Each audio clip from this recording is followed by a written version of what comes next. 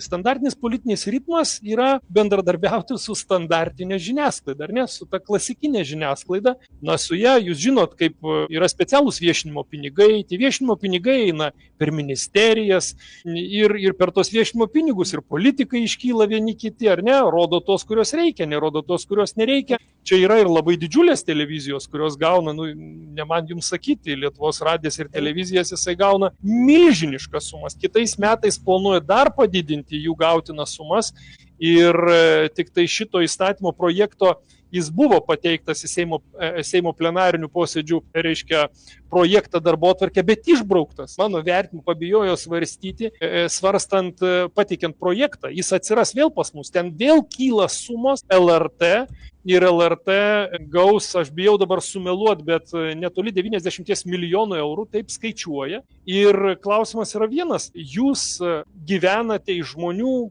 paramos realiai, tų, kurie jūs stebi ir žiūri, kai tuo tarpu LRT gyvena iš Lietuvos biudžeto per akcizus. Ir man visada yra labai keista, kodėl prie akcizų pririšta. Iškia, procentas nuo akcizų keliauja į LRT. Kodėl nuo akcizų, o kodėl ne nuo gyventojų pajamų mokesčių, kad kiekvienas gyventojas žinotų, kiek eurų jis pervedė į LRT.